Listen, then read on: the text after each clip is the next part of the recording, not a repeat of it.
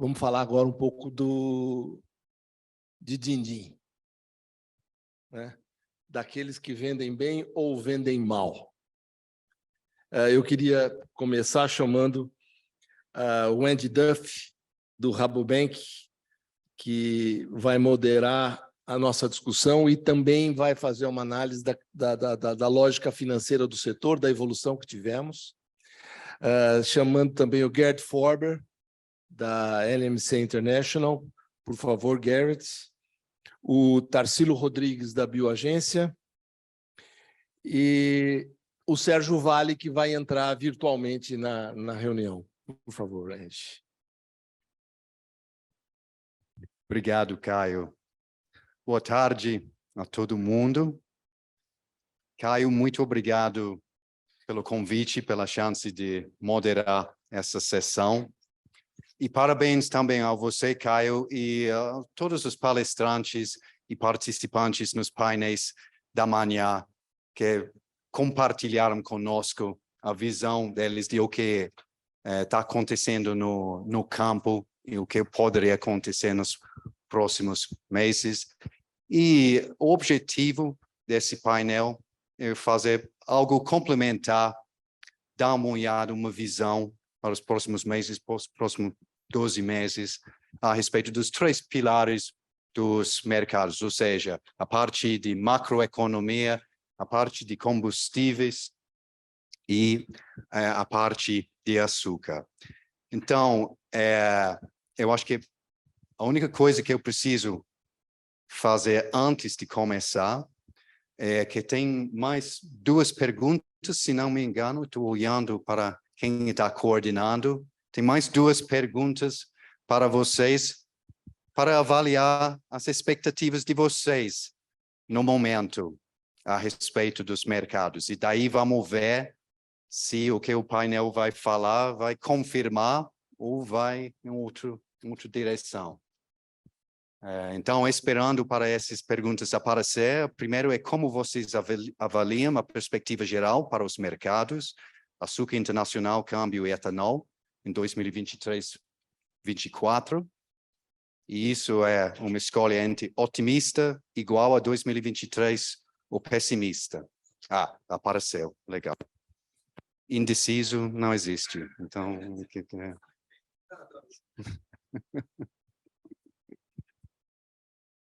talvez, enquanto você está fazendo isso, outro ponto é que a apresentação do Gareth vai ser feita em inglês.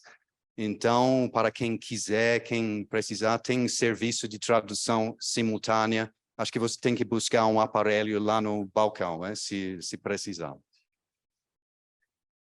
Bom, então, o resultado chegou.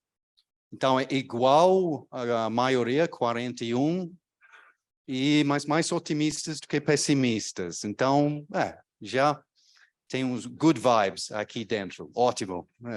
Vamos tentar preservar isso.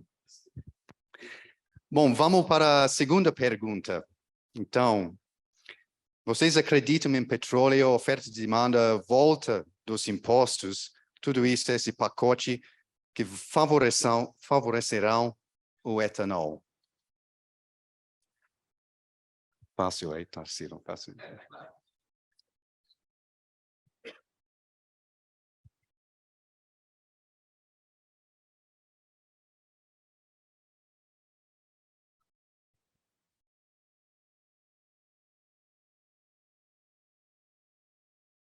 Opa, nossa, muito otimismo, aqui. Impressionante. Bom, espero que vamos trazer notícia boa para vocês, então. Bom, vamos direto para a primeira palestra, que é o Sérgio Vale, de MB Associados, que espero que ele vai aparecer logo na tela.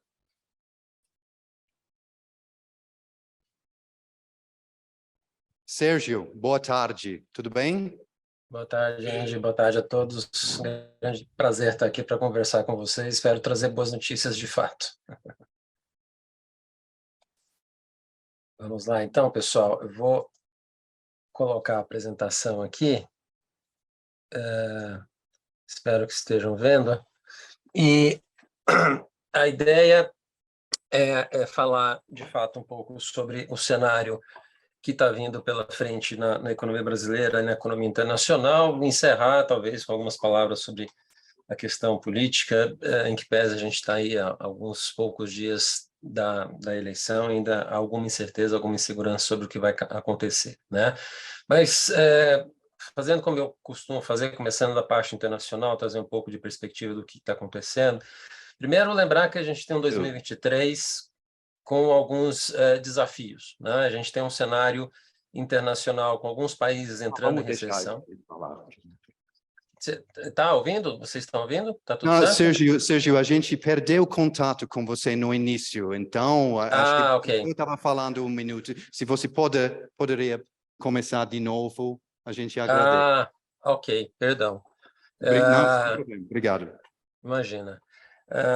Então, o que eu estava começando a falar, na verdade, é sobre o que a gente vai conversar aqui no final, que é sobre o cenário internacional, né, e os desafios que a gente tem para o ano que vem em termos de crescimento, de expectativa, falar do cenário doméstico, o que vai acontecer e o que está acontecendo na economia brasileira aqui, né? Na verdade, falar um pouco por que a gente está crescendo e se a gente tem condições de manter esse crescimento no ano que vem, e aí a gente encerra com a questão política, que, obviamente, a gente está aí 3 dias da eleição, uma eleição conturbada, mas o que pode vir, o que pode significar no final, né? Do ponto de vista internacional, acho que esse mapa aqui é bem interessante para sinalizar com as projeções do FMI o que a gente tem para 2023. Uma parte do mundo não trivial, relacionada justamente à situação de guerra que vem por conta da Ucrânia e da Rússia, uma parte do mundo em recessão, ou em desaceleração importante no ano que vem, para começar a conversa, né? Alguns países a gente já vê essa recessão claramente acontecendo, né, em termos de expectativa, como a Alemanha, Itália, Suécia, e aqui na América Latina, o Chile, com queda potencial de PIB também esperado para o ano que vem, por conta de suas questões políticas, mas a gente vê um Ocidente, as Américas com crescimento baixo, entre 0% e 3%, provavelmente mais próximas de zero, por conta dessa recessão mundial que a gente está sinalizando, podendo acontecer no ano que vem em partes do mundo, e uma outra parte do mundo que muito provavelmente seguirá bem, que é justamente uma parte que nos interessa, especialmente, que é o Sudeste Asiático, que é a China, a Índia com crescimento forte e a África também com crescimento bastante intenso que a gente está vendo acontecer para o ano que vem. É um mundo com diversidade de crescimento, com o mundo ocidental com dificuldades e baseado basicamente no que a gente vai comentar agora, que vem desse cenário de inflação e mercado de trabalho bastante complicado que a gente está tendo agora, né? Se a gente olha o caso específico dos Estados Unidos, taxa de desemprego hoje está no patamar mais baixo quando a gente olha historicamente, comparado aí com os últimos 70 anos, né? A gente está vendo um cenário de taxa de desemprego que a gente não vê acontecer nesse patamar há muitos anos, há muitas décadas. Essa taxa de desemprego muito baixa está atrelada a esse forte aumento salarial que a gente está vendo acontecer na economia americana nesse momento, né? Salários pressionados, crescendo com muita força, e por trás desse forte crescimento salarial que a gente está vendo acontecer agora, a gente tem esse cenário inflacionário bastante complexo na economia americana, né? O CPI, que é parecido com o nosso IPCA aqui no Brasil, a gente vê essa inflação aí sistematicamente próxima a 8%, acima de 8% nos últimos meses, sem sinal muito claro de desaceleração e com várias fontes de pressão acontecendo nesse momento que colocam preocupação olhando para frente. O Fed começou a ficar preocupado com essa inflação em agosto, e muito provavelmente a gente vai ver ele tendo que subir juros com mais força ao longo dos próximos meses, pessoal. E não vai ser difícil a gente ver a taxa básica de juros nos Estados Unidos chegar a 4,5%, 5%, e muito provavelmente a gente está falando de uma desaceleração da economia americana acontecendo com mais intensidade no ano que vem.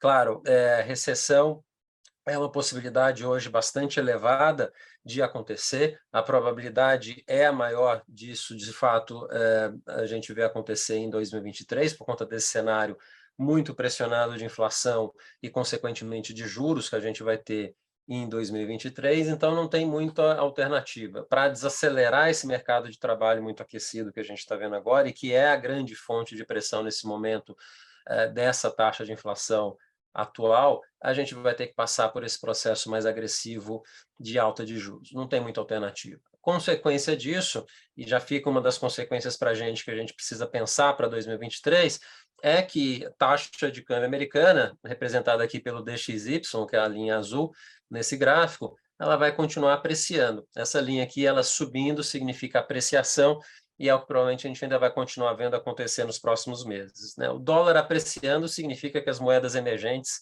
seguem pressionadas e em depreciação. Parte da depreciação que a gente vê acontecer na nossa moeda vem justamente desse movimento da economia americana. E as taxas longas também estão acompanhando esse cenário das taxas curtas, e a gente vai ver as taxas de 10 anos aí ficarem durante um longo tempo acima de 4% e provavelmente subindo talvez um pouco mais ainda nos próximos meses. Esse cenário em conjunto é bastante complicado para a economia americana no ano que vem e muito provavelmente a gente vai ver uma desaceleração ainda acontecer.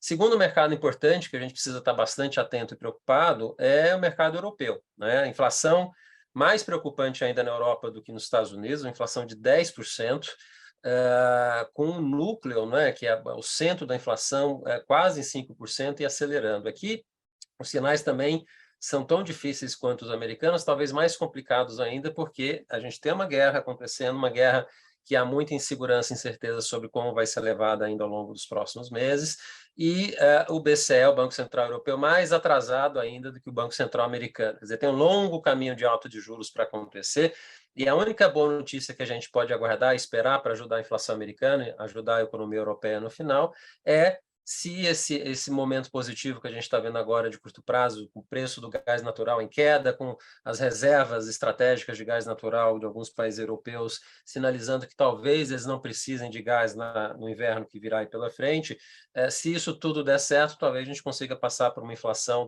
menos brusca do que se imaginava, mas de qualquer maneira o BCE vai ter que subir juros com força, tanto quanto os Estados Unidos estão fazendo agora, né? Então, Europa e Estados Unidos são elementos de preocupação e a gente vai ter que lidar com essa desaceleração nesses dois países ao longo do próximo ano. O que isso significa para o mercado de petróleo? Não vou me estender aqui no assunto que vai ser amplamente discutido na sequência, mas dadas as questões de oferta que a gente viu nos últimos anos, relacionado a questões climáticas, relacionados às dificuldades de aumento de investimento, que também está relacionada à questão climática, e uma recessão que joga esses preços para baixo, qual que é o balanço que a gente tem para 2023? Né? Uma demanda que significa uma recessão, uma desaceleração da economia, que em tese jogaria esses preços mais para baixo, mas ao mesmo tempo uma oferta com dificuldades por vários lados que impede que esse preço caia com muita força.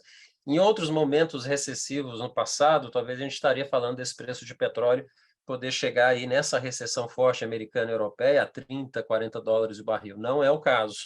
Eu acho que ainda tem riscos desse preço de petróleo cair ao longo dos próximos meses, mas eu trabalho com números que são mais próximos de 60 a 70 dólares, salvo nenhuma novidade na guerra da Ucrânia, né? Se não acontecer nada de novo por lá, a gente está falando da demanda se sobrepõe, a gente vê esse preço de petróleo cair um pouco mais. Mas não vejo, dadas as condições de oferta, esse preço de petróleo despencar no ano que vem para padrões recessivos históricos, como a gente já viu no passado, de 30 a 40 dólares. Eu acho que isso acaba sendo, de qualquer forma, uma boa notícia para vocês. Agora, é impressionante, eu acho que esse gráfico resume bastante bem as dificuldades que nós estamos vivendo hoje no plano internacional, o que está acontecendo em Estados Unidos e Europa, né? Esse é o termo de troca. O termo de troca é a diferença do preço de exportação em relação ao preço de importação. A linha azul escura aqui é os Estados Unidos, a linha azul clara é a zona do euro, né? A economia europeia. Olha a boca de jacaré que a gente viu abrir desde o ano passado, desde o início da pandemia, mas especialmente este ano, com a guerra da Ucrânia, né? Como os termos de troca muito favoráveis para os americanos, com os preços de exportação extremamente elevados, em contraposição ao caso europeu, que é o contrário, preços de importação por conta da energia extremamente elevados e sistemas de troca em queda muito forte, historicamente forte. Né? Esse aqui é um sintoma do grau de disrupção que a gente está vendo nos mercados mundiais, em diversas frentes, em diversas questões, e que a gente vai precisar acompanhar ao longo de 2023. De qualquer maneira, esse aqui dá um pouco o tom de que no mercado de energia, os Estados Unidos estão um pouco melhores e a economia europeia de fato está sofrendo as consequências de preço que a gente está vendo agora por conta da guerra que está acontecendo por lá.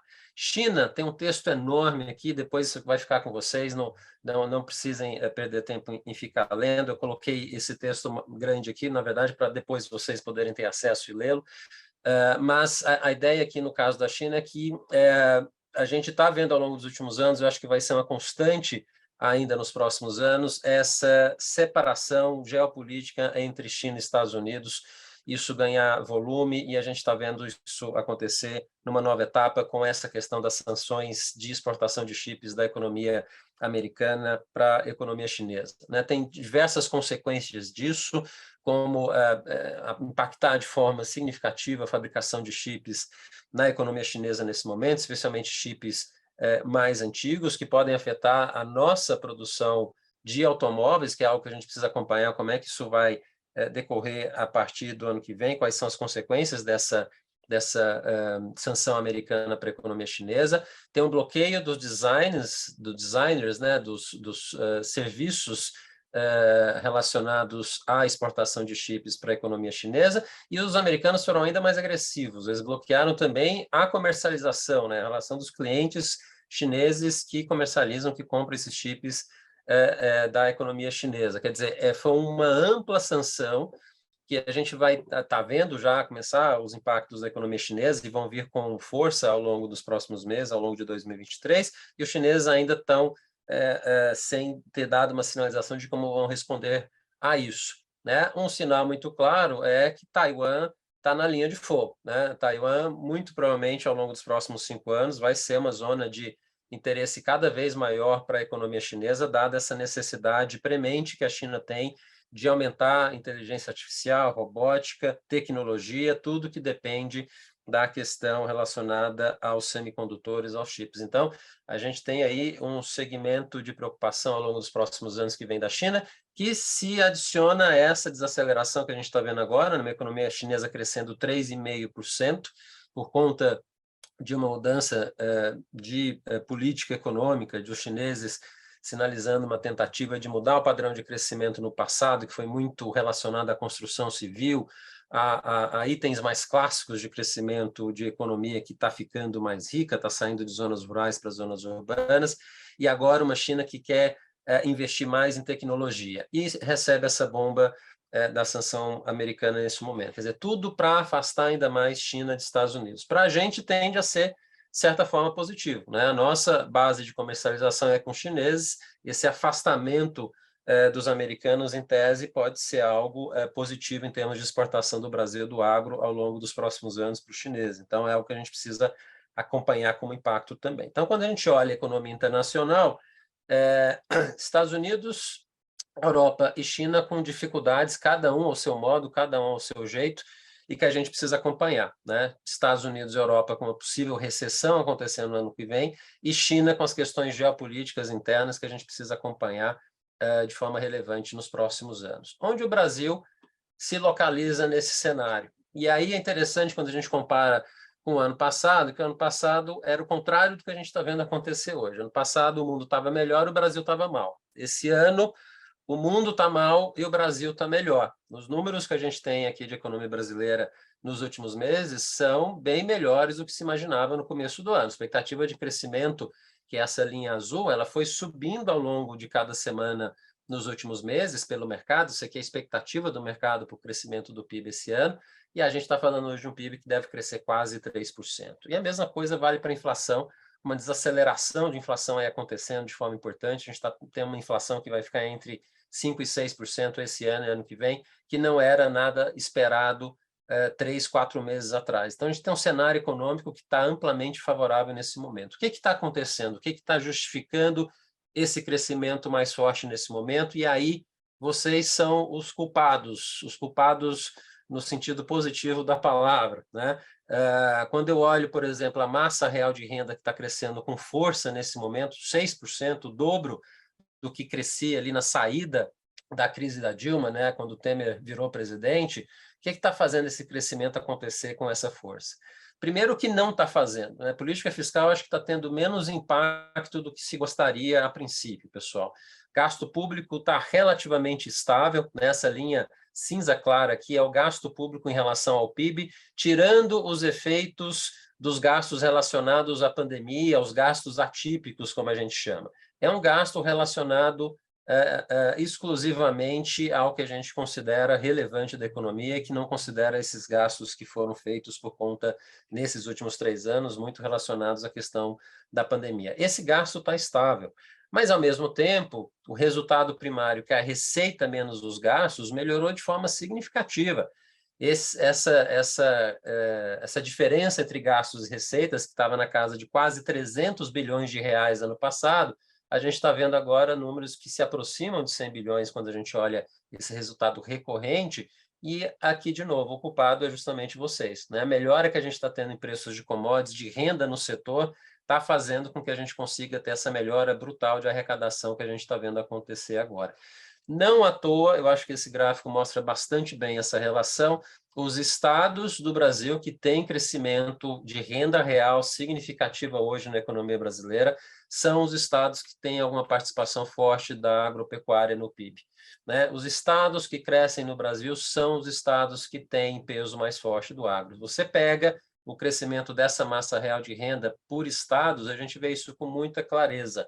Os estados do agro estão tendo esse crescimento mais forte nesse momento. Os estados do sul, do sudeste, alguns do nordeste, com peso menor de agronegócio, com peso forte de indústria e serviços, com um desempenho mais fraco. Pega o caso do Rio de Janeiro, por exemplo, né? Enquanto o Tocantins está crescendo 26%, a massa real de renda no Rio de Janeiro está caindo 3,3% nesse período. E se a gente olha historicamente, não tem sido diferente, né? Os estados do país que crescem com força são os estados do agronegócio. Pega o Mato Grosso, com crescimento aí acumulado em quase 40 anos, em quase 700%. Quem não cresceu, de novo, o Rio de Janeiro, 50% de crescimento em quase 40 anos, para um país que cresceu 110% na média. E São Paulo não está muito diferente, na verdade, com um crescimento aí só de 81%. Então, a gente tem aqui o agro que não está só sendo responsável agora pelo nosso crescimento, mas tem sido responsável pelo crescimento brasileiro ao longo das últimas décadas. Mas, como a gente fala de Brasil e sempre tem os entraves e as dificuldades, quais são os entraves que a gente precisa acompanhar agora? O mais relevante, vocês sabem muito bem, é a alta de juros. A gente está vendo uma alta significativa da taxa de juros ao longo dos últimos 2 anos. A Selic chegou aí a 13,75, vai ficar nesse patamar, pessoal, até metade do ano que vem. E eu falo metade do ano que vem porque tem uma questão fiscal muito clara por trás que o Banco Central está querendo esperar para saber o que vai acontecer. Enquanto ele não souber quem é o próximo presidente, quem é o próximo ministro da Economia, o que ele vai fazer em termos de regime fiscal, o Banco Central já sinalizou e sinalizou na decisão do Copom dessa semana, de ontem, inclusive, que foi divulgado, se dizendo que, olha, eu só vou pensar em mexer taxa de juros quando eu tiver maior clareza em relação à questão fiscal. Enquanto não tiver isso claro, esquece baixar a taxa de juros. Consequência disso, a gente vai continuar vendo o impacto em demanda de crédito em todas as regiões e em todos os setores. Essa demanda de crédito está desacelerando e é um dos elementos para justificar o crescimento mais fraco no ano que vem. E, ao mesmo tempo, esse consumidor que melhora em termos de emprego, melhora em termos de renda, ainda, de certa forma, está sendo impactado negativamente pela inflação e pela corrosão do poder de compra ao longo dos últimos 2 anos. Ele está precisando utilizar recursos extras para conseguir pagar as suas despesas do mês a mês. Uma dessas fontes de recursos para essa população tem sido, por exemplo, o cartão de crédito, o cheque especial. A população está se endividando com crédito mais caro. A consequência disso, a gente tem visto, é a inadimplência acelerar com força ao longo dos últimos meses em diversos segmentos. Você pega a inadimplência no cheque especial, a inadimplência no cartão de crédito está subindo com força nos últimos meses. Esse consumidor que está se endividando pode ter dificuldade no ano que vem, quando chegar uma economia com uma crise mundial, uma recessão mundial, um cenário de preços de commodities estáveis, de certa forma, e esse cenário de renda crescendo corroída pela inflação, como a gente tem visto, e esse consumidor se endividando como ele está se endividando e tendo que pagar essas dívidas no final. Hoje, 1/3 da renda da população brasileira vai para prestação, qualquer tipo de prestação, que é essa linha laranjada. Em geral, ela é em torno de 20%, chegou a quase 30% no último dado do Banco Central. significa que hoje 1/3 da renda brasileira está comprometido com algum tipo de pagamento de prestação. E ela tem aí um endividamento hoje que está na casa dos 53%, né? O tamanho da dívida comparada com a sua renda anual. O brasileiro está endividado. Esse brasileiro endividado chega ano que vem com algumas dificuldades. Por isso, o crescimento em 2026, 2023, pessoal, ele é mais fraco do que esse ano. Não vou brigar em termos de números, pode ser que seja um pouco mais do que isso, 1%, é possível, pode ser que seja, mas o que eu falo aqui é que, dadas as condições que a gente tem hoje de cenário internacional e cenário doméstico, crescimento em 2023 tende a ser mais baixo do que esse ano. Tá? A gente cresce aí quase 3% em 2022, desacelera o crescimento no ano que vem, e a gente precisa esperar o próximo governo para saber o que vai acontecer à frente. Né? E a inflação, que é o último ponto de preocupação, como eu falei, está com um cenário bastante positivo. A inflação está começando a acelerar um pouco nos últimos dados que estão aparecendo agora, que não tem nada para a gente ficar preocupado. Inflação de alimentos ainda com alguma preocupação, mas sinalizando bastante, uma inflação bastante sob controle em 2023, com ela ficando aí na casa de 6%, mas, de qualquer maneira, é uma inflação que a gente está vendo com o controle do Banco Central, com cortes de impostos que a gente teve nos últimos meses, e um cenário mundial recessivo, desaceleração, que acaba ajudando também a controlar a nossa própria inflação. Então, eu fico menos preocupado com a inflação como estava 2, 3 meses atrás, e isso é extremamente positivo. Quer dizer, o próximo governo entra com um cenário um pouco mais tranquilo, digamos assim, do ponto de vista inflacionário. E aí fica a pergunta, antes da gente falar rapidamente de política, que já está encerrando aqui o nosso tempo, para onde vai a taxa de câmbio, essa variável, bendita variável que é o terror dos economistas, cada vez mais difícil da gente ver para onde vai essa taxa no meio dessa turbulência toda que a gente está vendo acontecer agora. Quer dizer, o que eu deixo aqui para vocês com esse afunilamento que a gente está vendo agora, um Congresso mais à direita, mesmo com o Lula sendo eleito no domingo, eu tenho a impressão que a gente vai ter aí freios e contrapesos, como a gente chama, né, que vão conseguir impedir que você tenha descarrilhamentos para um lado ou para o outro, né, significando que eu tenho a impressão que no primeiro ano, caso o Lula vença, ele vai ter que fazer medidas fiscais mínimas de contenção, de regime fiscal mais positivo à frente, olhando uma nova regra do teto, lidando com essa situação fiscal fora de controle que a gente tem tido aí um pouco ao longo desse último ano, e isso tende a ser olhado pelo mercado de forma positiva. Em tese, conseguiria controlar a taxa de câmbio aí entre 5 e 5,50, tá, pessoal? Então, para ano que vem, eu dou esse range para vocês de câmbio entre 5 e 5,50. Aí vocês podem perguntar, Sérgio, pode ficar mais baixo do que 5? Pode, mas tem que um monte de coisa dar certo para isso acontecer. Né? Se o Lula vencer, o ministro da Economia é bastante adequado, as reformas sendo bem aprovadas, uma certa estabilização política, seguimos em frente, você pode ter aí uma taxa de câmbio mais baixa. Mas, se isso não for bem endereçado, você tem o sinal contrário, e o câmbio está muito volátil, está muito sensível para depreciar com mais força, e a gente precisa acompanhar. Né? Numa média, eu acho que entre 5 e 5,50 é um câmbio bem razoável da gente ver e esperar para o ano que vem, tá, pessoal? Eu deixo aqui o resumo das projeções, não vou entrar nesses detalhes, depois vocês podem ver com calma. Quem quiser entrar em contato e conversar sobre isso, fiquem à vontade para conversar depois. E, para encerrar, rapidamente falando aqui da política, né, não tem muito o que de falar, de certa forma, porque a gente precisa esperar os resultados, né? Está muito emparelhado, o Bolsonaro melhorando nas últimas pesquisas, o Lula estacionando aí nos 47%, o Nordeste garantindo essa vitória, aparentemente, para o Lula neste momento, né? E o Bolsonaro vencendo em todas as outras regiões do país, especialmente no Sul, com ampla diferença em relação ao Lula, e o Lula, no contrário, com ampla diferença em relação ao Bolsonaro no Nordeste. Quer dizer, é um país que sai dividido, e que talvez isso é o que seja mais preocupante, que a gente vai precisar acompanhar ao longo do próximo ano. Né? Um país que está muito mais dividido do que a gente viu acontecer em 2014 ou qualquer outra eleição no passado.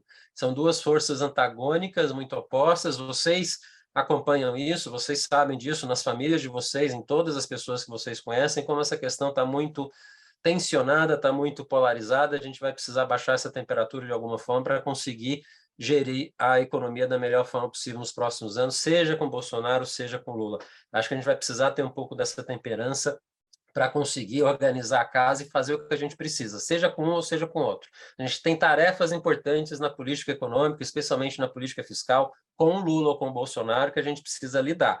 E eu acho que com um ou com o outro a gente vai conseguir lidar e tocar nessas questões que são relevantes. Então, acho que fica um ponto aqui de tudo que tem acontecido, de certa forma, os males que vêm para bem, essa polarização talvez consiga ajudar a trazer uma centralidade para a economia que a gente vai precisar, e esse olhar correto para a política econômica para os próximos anos, que talvez traga um pouco de tranquilidade neste meio, neste momento tão intempestivo que a gente está vivendo agora. Então, deixo aqui uma mensagem positiva nesse sentido, que mesmo que seja a eleição de alguém que vocês não queiram no domingo, vamos pensar que do jeito que aconteceu ao longo das últimas semanas, do jeito que está sendo construído, há chance de que tenhamos questões propositivas, positivas acontecendo, especialmente na política econômica, que a gente consegue sair do mar dessa tempestade e conseguir encaminhar bem a economia brasileira, que é, no final, o que nos importa, que é, no final, o que é relevante para vocês, né? Que a economia continue dando sinais de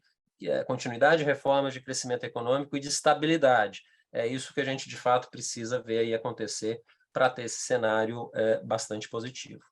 Fico por aqui, obrigado pela atenção, pessoal. Não sei agora se tem perguntas e respostas, mas estou por aqui se quiserem algum questionamento.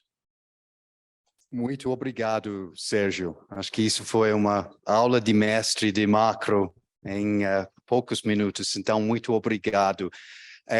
Posso fazer uma pergunta para você que eu acho que é relevante para esse grupo de pessoas. Eu não sei se é uma pergunta tão legal, mas eu vou fazer de qualquer jeito, porque uma coisa que impactou esse setor esse ano foi a isenção de impostos federais nos combustíveis.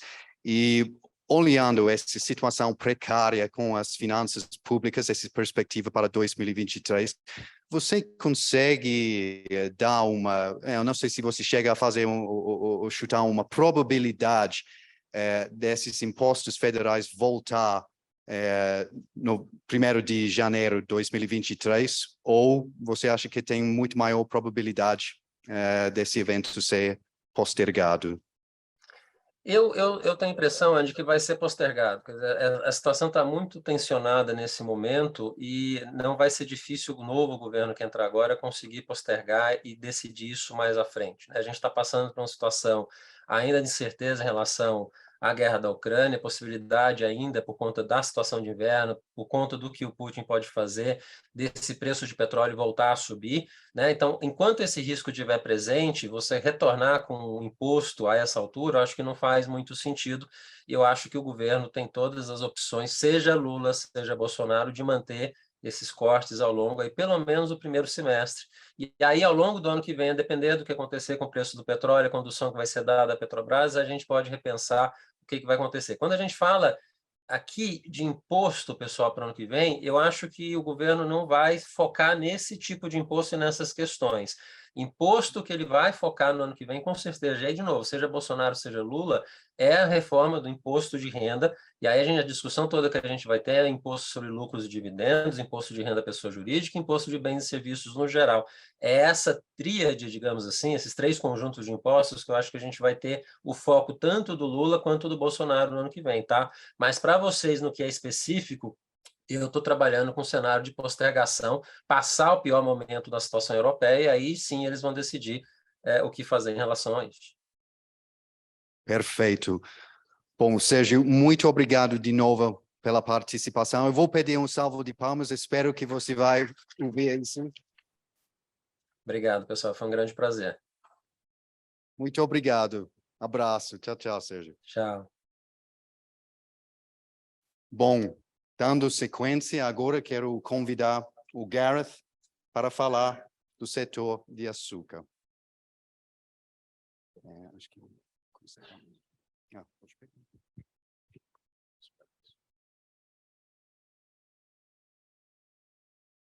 Okay, good afternoon, everyone. Please forgive me for presenting to you in English. I'd like to thank Caio Canaplan team. This is the first time I've been able to attend this event in 3.5 years in person, for all the reasons you know about. So it's great to be back in person and enjoying the discussions with you. So thank you.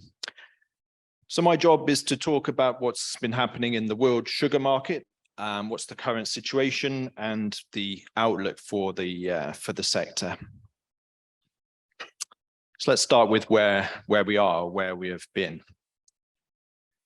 2022 has been a year of volatility for a lot of commodities, particularly oil and grains, driven by what's been going on in Ukraine. But as you can see from the chart on the left-hand side, that hasn't really been the case in sugar. For the last year, sugar prices have been very much stuck in a range between 17 and 20 cents per pound most of the time. More recently, the range has been even narrower, more like 17 to 19. And there's been two major reasons for that. The first one is linked to sugar fundamentals. India has produced and exported far more sugar than the market imagined 12 months ago. But there's also been a political dimension to it as well in Brazil, where gasoline prices didn't track the world price of gasoline when oil prices went very high. So that, along with the tax cuts that we've seen on fuels, have effectively moderated the influence of very high oil prices on ethanol, and that's fed through to the sugar, to the sugar price as well. We look at the chart here in the bottom left-hand corner of the slide. Shows what's happened to the number 11 sugar price in orange, how it's moved in relation to two of the key benchmarks that we always track as reference points for the world sugar price. So you've got ethanol parity, which you are all very familiar with in blue, but also on there as well, we have a new reference point, which is India's break-even price. So that's the price at which India is willing to export sugar to the world market and make the same return that it would make if it was selling its sugar domestically, as shown in gray on the chart there. So normally, ethanol parity is the dominant driver of sugar prices in the world market. But if you look over the last 9 months, the whole of this year, it hasn't really been the case. Instead, sugar prices have tracked very closely the price at which India is willing to export sugar. And that's been for a very simple reason, that the market has needed Indian sugar. We've had poor crops in Brazil. We've had reduced export availability from Thailand. So there's traditionally the number 1 and number 2 producers in the world. They've had reduced availability. So India has been needed to fill the gap, and the sugar prices had to reflect that. Now, at India's export price, sort of currently around 18 cents a pound, Brazil has also been willing to maximize sugar. So it's meant there's been plenty of availability in that 17 to 20 cent per pound range, and made it difficult for prices to break out of that.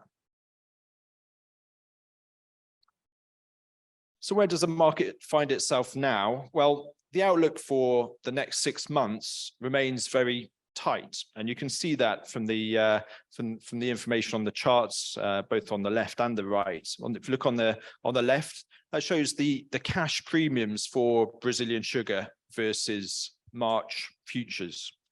So if you want Brazilian sugar today, you need to pay a premium over March to capture that sugar, and that premium is much bigger than it has been in the last few years, indicating that the market is tight in terms of availability.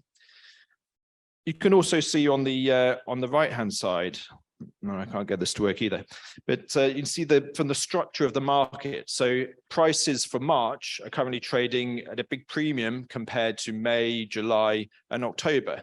Effectively, the market is saying to producers to bring availability forward if at all possible, and it's saying to consumers to defer demand if at all possible, to try and solve this tight situation.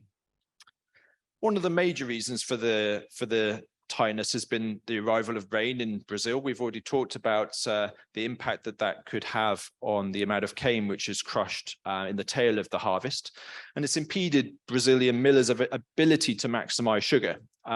We're working with a figure of 33 million tons of sugar production for the year as a whole.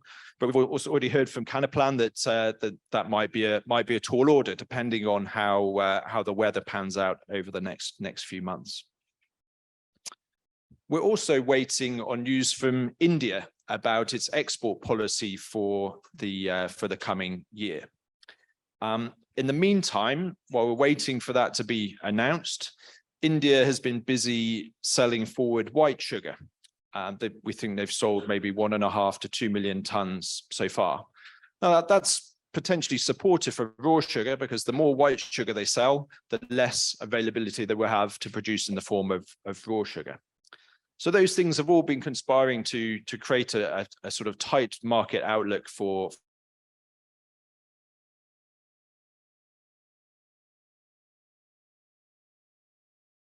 the export policy is expected to be approved soon, and probably in the first tranche, India will be allowed to export 6 million tons of sugar. And the market knows that that will be available around 18 cents per pound, so it can't get too carried away, despite the tight supply-demand balance in the near term. So where do we go from here? Let's start by just looking at a global level. What are the prospects for the 2022-23 crop year? This is all on October-September basis. You can see from the charts, we've gone through a period of deficit, but our forecast for the coming year is for a return to surplus. We estimate a global production surplus in the region of 4.5 million tons for the coming crop year. But of course, any forecast of a supply-demand balance is underpinned by assumptions. We're assuming that Brazil continues to maximize sugar for the rest of this year and for next year as well. So it's based on Brazil doing 33 million tons this year and probably around 36 million tons in 2023-24. So what happens in terms of the production for the rest of this year and the spring and summer rains? Those are all going to be key drivers of those figures. Outside of Brazil too, we have uncertainties. India, how big will the crop be? Thailand, to what extent will production recover? Pakistan has been hit by floods. What does that mean for their exports? And finally, Europe has gone through a period of had a very hot and dry summer, which has affected the beet crop. So I wanted to talk briefly about what our expectations are for production in each of those countries and regions. So let's start with the big one, India. So seems the monsoon has come to an end. It seems pretty clear that India is set for another very large crop this year. Cane area has continued to expand. We think it's increased by between 5 and 6%. Reason for that is that cane farmers in India will always plant more cane as long as 3 key factors are in place. First of all, that cane pays better than alternative crops, which it does. Secondly, that they're getting paid on time for their cane, which they are. Indian mills are doing well financially. And thirdly, that there's enough water. And again, we've seen another good monsoon in the south of India, which is supporting production. The question mark for production this year in India is what happens in the north. There, the monsoon was not so good. But the region has been helped by some late rains in October, so that's still supportive for production. Overall, we think the crop's going to be bigger, maybe in excess of 40 million tons even. But we'll see more cane being diverted to ethanol as India's ethanol program continues to develop. And so we see sugar production in the range of 35.5 million tons. So very slightly less than this year, but not much. And I should say that some are expecting even more. some believe it will be in the 36 to 37 million ton range, and that view can't be discounted at this stage.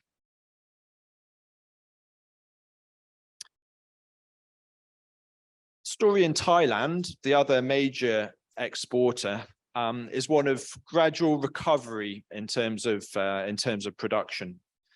They crushed 90 million tons of cane last year. For the coming crop, we're expecting around 110 million tons. Thailand has received very heavy rains over the summer.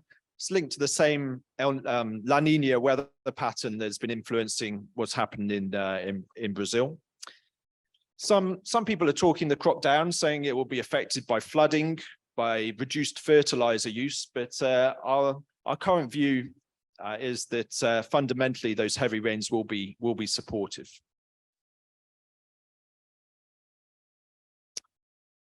Pakistan is another interesting one. They've been absent from the world market for a number of years after having produced deficits, but they returned to surplus last year, but that surplus hasn't been exported yet. So we think that despite the huge uncertainty about production in the coming year, given the severity of the floods which have hit the country, we still think that the country has quite a lot of sugar that it can export, probably around 1 million tons from the current crop. Exports are currently banned, but the industry is lobbying the government to allow that sugar to come out. Why is that important? Well, most likely destinations for Pakistan exports are to Afghanistan. At the moment, that sugar is being supplied from India. So it will displace Indian sugar, which will have to find homes elsewhere in the world. Or it could go to China, where Pakistan has a preferential trade agreement, and that could potentially displace some Brazilian sugar. So that those flows shouldn't be ignored, even if they're relatively small in the global scheme of things. Finally, maybe some better news from a Brazilian perspective from Europe, where the European crop, particularly in the EU, has hit problems. EU has seen the area under beet decline by roughly 4% this year because of strong competition from alternative crops. And production was then hit further by very hot, dry summer in most of Europe. Amazingly, the UK hit 40 degrees for the first time in its history this summer. So just to give you a feel for how hot it's been. Actually, the weather has improved in the last couple of months. So September saw better rains. October has been good for harvesting. So things have improved, but fundamentally we see a swing in terms of the EU needing more imports and having less export availability. And that swing, when you add the two aspects together, is around 1 million tons. So importing more, exporting less, with a 1 million ton trade flow swing as a result. In Ukraine, of course, production has been hit by the war, but we also see consumption being lower as well. So Ukraine actually could have some surplus sugar to sell that will most likely come to Europe, given the tight supply-demand conditions there. And in Russia, production looks like it's going to recover back to surplus, meaning that Russia will have surplus sugar available to sell into Central Asia and help ease the very tight supply conditions in that part of the world.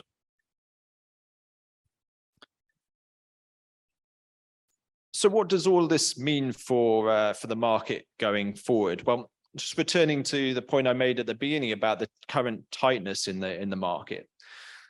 The market still needs Indian sugar, at least to bridge the supply gap through to the next Brazilian crop. And you can see that from the chart on the left-hand side, which shows our trade balance for sugar with and without Indian exports. So with Indian exports, we can just about make it through to the next Brazilian crop with enough availability.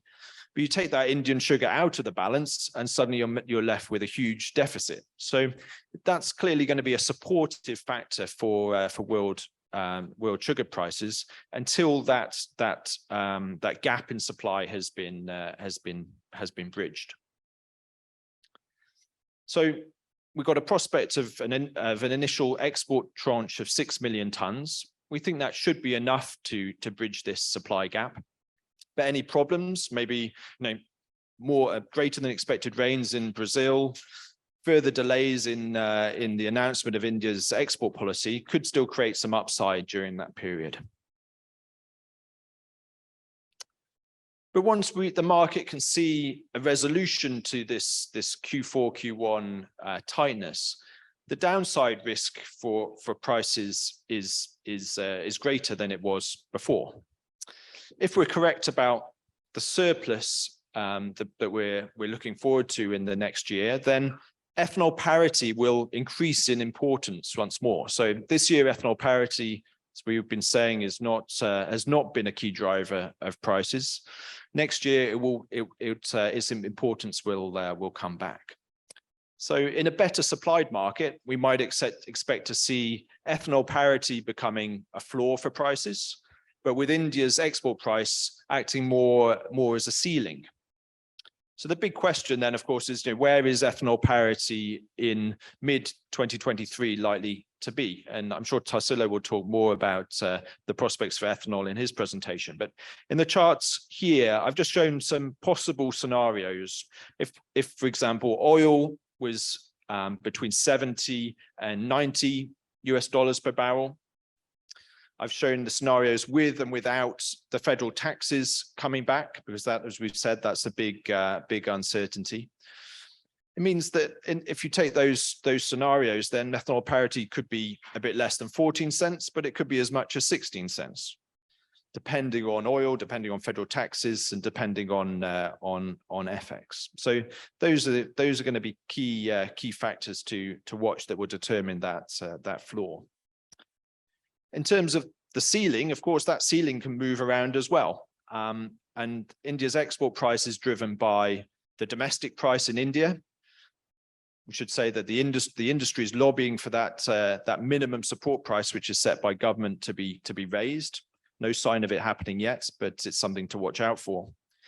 But another factor which has been lowering the ceiling has been the Indian rupee, which has been weakening against the dollar. So that lowers the price that India is willing to export sugar at.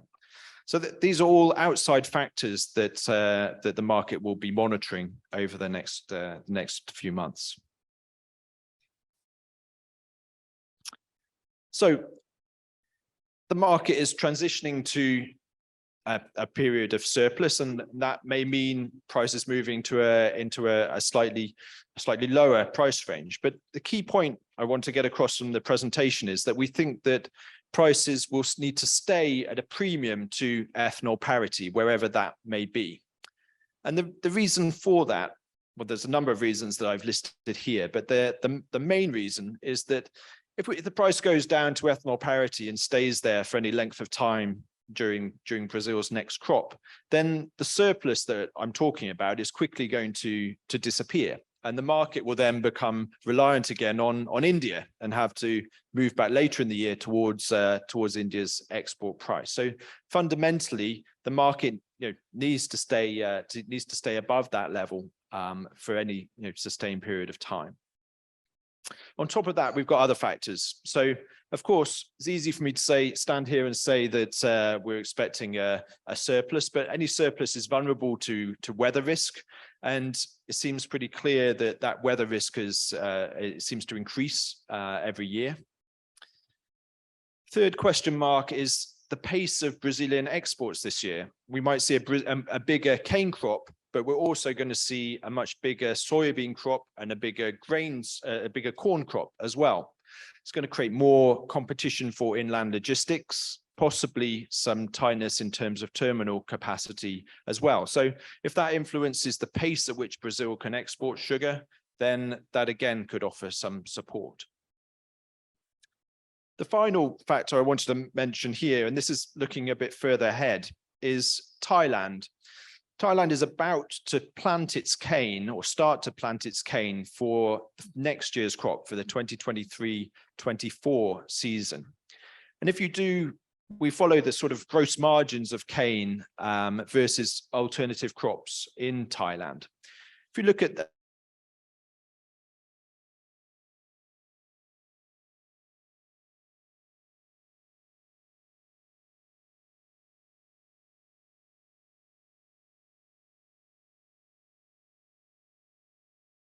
But right now, it's not a given that we're going to see Thailand continuing to increase its production. So that's something that we should keep an eye on.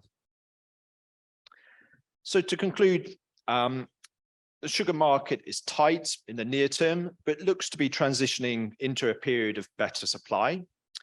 In theory, that points to prices softening somewhat when it's clear that that near-term tightness has been resolved. But ultimately, it's going to depend on how big the surplus is, whether that surplus is easy for the market to carry or not, and ultimately where the ethanol parity is going to be next year.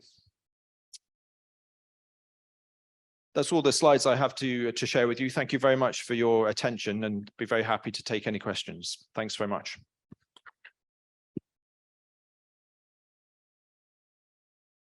Thanks very much, Gareth. I thought you set it up wonderfully.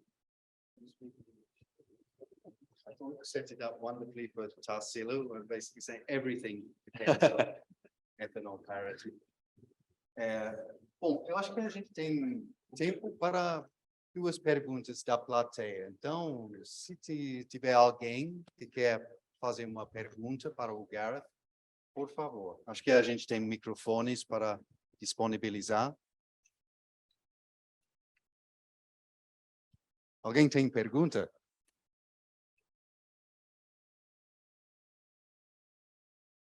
Não, não vejo nada. Okay, Gareth, I'll ask you a question. You can take the headphones off. But just let's talk a little bit more about Thailand. And I remember that, you know, before the drought in Thailand, that the industry was actually sort of plotting a course for considerable growth in production. And I'm talking about, I think if I remember rightly, reaching 20 million tons of production sometime in maybe sort of middle or end of this decade. So very, very ambitious. Do you get the feeling that those plans are in the drawer, that they will come back? Or that in some way the industry's view of its own potential has maybe sort of changed for good with what's happened over the last few years? I think it's a good question. I think for now, those plans are certainly on hold. I think there has been a change in mentality, which was linked to the reform of Thailand's sugar policy, the policy governing the Thai system, where previously they'd had a system where a levy on domestic sugar sales had created a pot of money which could be used to supplement the cane price and boost the cane price in years when cane was not that attractive compared to alternative crops, and that supported this the sustained growth that you're referring to. But when that ended following a WTO challenge from Brazil, and that has made it more challenging, not impossible, but more challenging for millers to make sure that cane is more attractive than alternatives in every year. So most of the time it's more attractive, but there are times when cassava offers better returns. So I think that's given the sector pause for thought, and we would expect gradual expansion over time, but I think that but certainly the pace of that expansion has slowed as a result of that policy change and change in mentality. Okay. Oh, Caio has a question.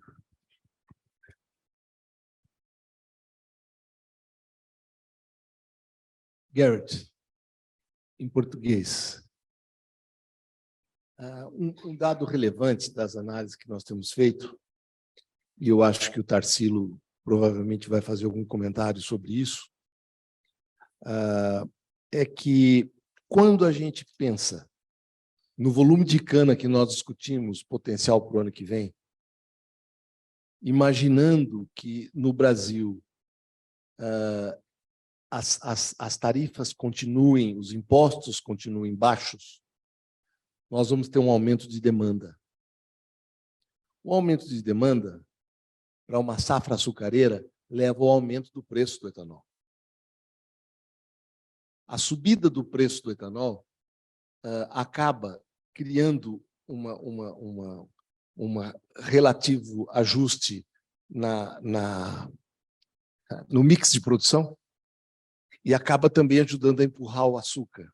Ou seja, isso é porque eu, quando olho demanda, e eu imagino uma demanda de 600 milhões de toneladas para uma oferta de cana de 570, tenho razões, imagino eu, para crer que eu posso ser otimista.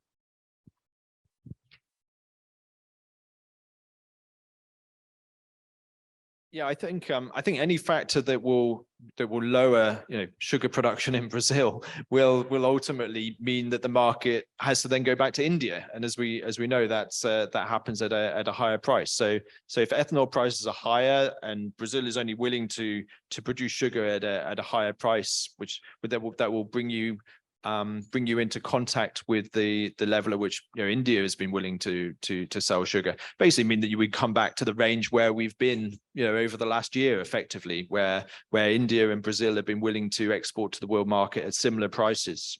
Exactly.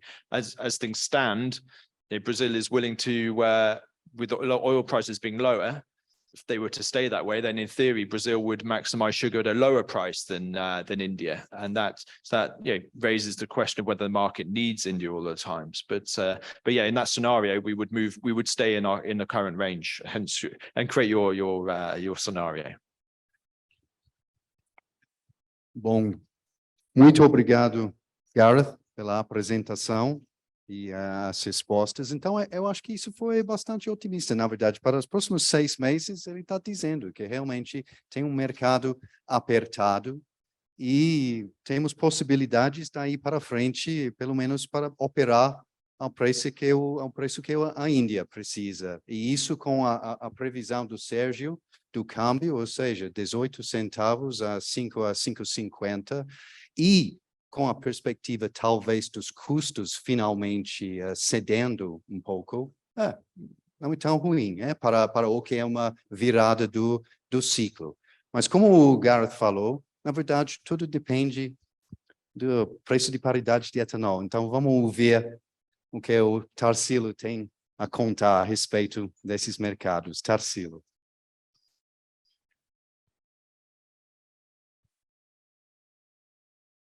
Bom, boa tarde a todos.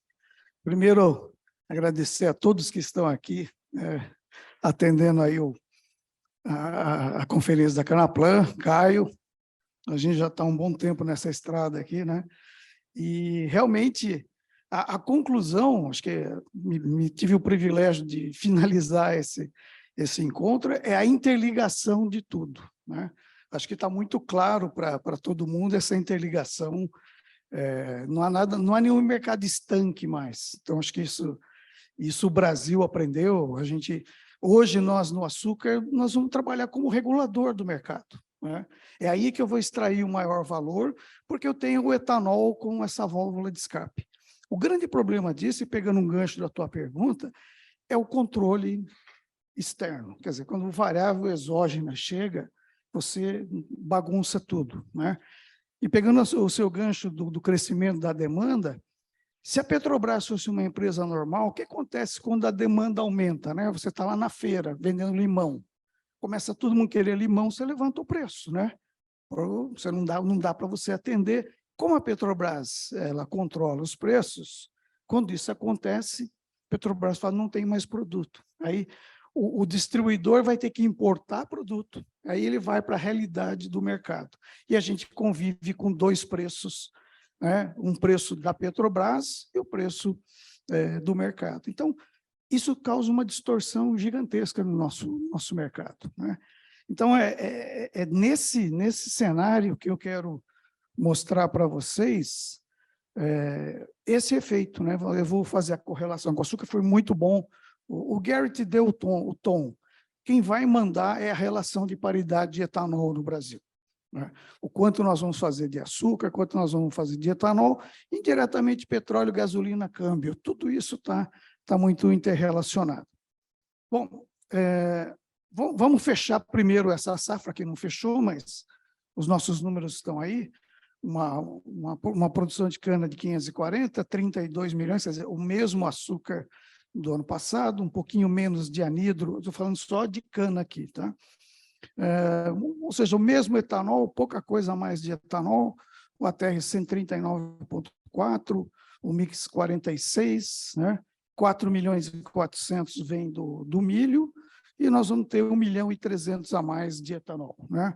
Pouco mais de anidro, um pouco mais de hidratado, né? Com isso, a gente vai pegar um pouco mais do mercado de ciclo Otto, a gasolina fica relativamente estável, né? O que está atrapalhando muito a gente, a ANP está com as informações de demanda congelada desde julho, julho, se não me engano, desse ano. Então, de lá para cá, a gente não tem informação do que está acontecendo no mercado. E nós tivemos eventos importantíssimos, redução do preço dos combustíveis em uma magnitude enorme, quer dizer, provavelmente isso mexeu com a demanda, né? A demanda deve ter reagido, a gente vê aí o movimento nas estradas, nas cidades, e o que a gente tem mais próximo é esse dado da BCR, né? Estou vendo o João aqui que me ajudou a construir isso aqui, uma coisa bem legal, porque eu tenho a posição até setembro, né? E a gente vê aí o movimento de setembro sobre setembro, um crescimento de 3,8, né? Setembro sobre agosto, um pequeno recuo, mas nos últimos 12 meses, um crescimento de 7,8% e acumulado no ano 10%. Então, a gente está vendo os combustíveis se movimentando, né? Infelizmente, essa retenção dos números da ANP atrapalha as nossas projeções assim, de uma forma absurda. A gente não tem o termômetro do que está acontecendo. As próprias distribuidoras não sabem nem o share dela, se estão ganhando, se estão perdendo. Então, é um negócio muito ruim, né? Então, a gente está com uma projeção de crescimento desse ano, do ciclo Otto, de 3%, que eu acho que é um número razoável, está muito em linha com o PIB, cresce 2,5%, há uma correlação muito forte nisso, né? E o consumo de etanol deve aumentar em relação à safra passada, a gente teve uma quebra de safra muito grande, então devemos ter um 6,5% a mais no consumo de etanol, né? Espera aí, deixa eu voltar aqui.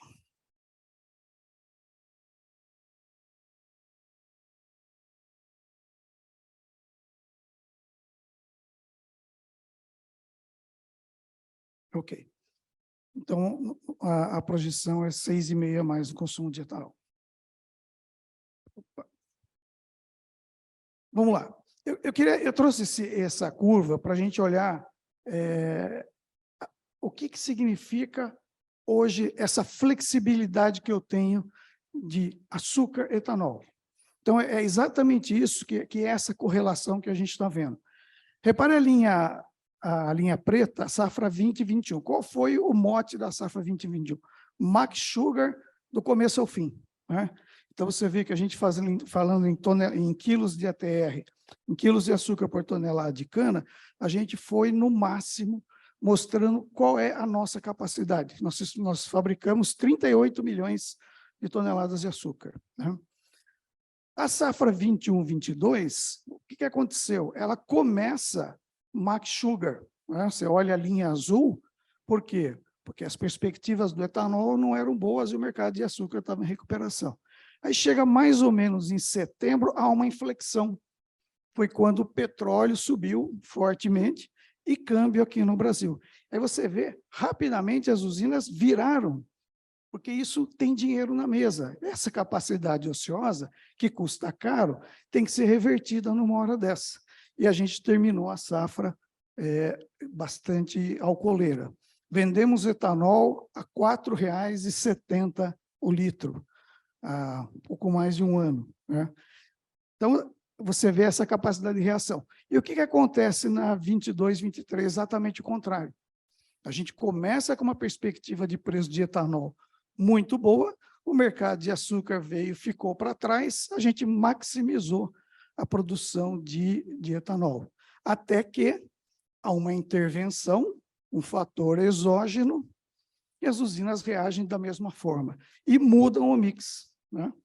Mudam o mix na tentativa de você capturar valor no mercado de açúcar. Felizmente, o mercado de açúcar estava curto, os prêmios de branco extremamente elevados, as refinarias queriam exatamente o açúcar do Brasil. Nesse momento, a gente sustentou o preço, né? E vem sustentando até agora. E isso faz com que a gente reduza. Então, está muito claro, essa ferramenta vai ser utilizada pelas usinas o tempo todo. E isso nos remete para 23. Qual é o cenário hoje? O cenário hoje é o açúcar um pouco melhor, mas ele depende do petróleo, depende da desoneração. Significa que as usinas vão ficar com a carta na manga o tempo todo. Ninguém vai sair fazendo contratos hoje, fechando toda a sua capacidade de açúcar, porque pode haver uma reversão extremamente grande, como houve nos últimos 2 anos. Então, é isso que vale dinheiro hoje na usina. A gente tem que ficar atento a todos esses fatores, porque são exatamente eles que vão nos dar essa flexibilidade, né? Aqui só fechando a 22, 23, a gasolina ficou mais ou menos na mesma tocada. Lembrando que a gente tem uma capacidade de produzir mais ou menos 25, 26 milhões de metros cúbicos de gasolina. Tudo que aumenta acima disso esse ano é 29, é importado. 15% da gasolina nossa é importada. Devemos ter uma redução dos estoques, né? Nós iniciamos com 2 milhões esta safra, devemos terminar com 1.600.000 ao final da 22, 23. Aqui é a projeção de demanda, infelizmente, a gente está parado até junho, o último dado, então você vê o primeiro trimestre cresceu 5,8 no Centro-Sul, 4,1 Norte e Nordeste, 5,3 Brasil. Dali para frente é tudo estimativa, a gente não tem, nós estamos navegando aí sem radar, né?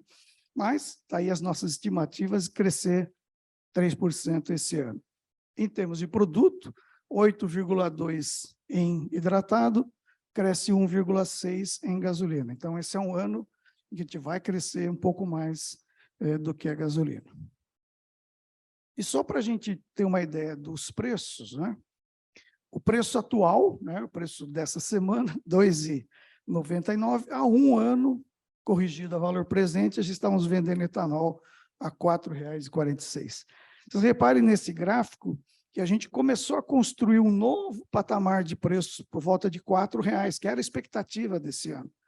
Então, o mercado saiu daquele patamar de 2 a 2,90, 2,80, né, e passou a construir um novo patamar de preço. Esse recuo, ele mais uma vez, ele é um fator externo, não tem nada a ver com oferta, demanda, equilíbrio, nada disso. Simplesmente foi uma ação do agente governamental que nos trouxe para esse patamar artificial. Só que isso bagunça todo o mercado, né?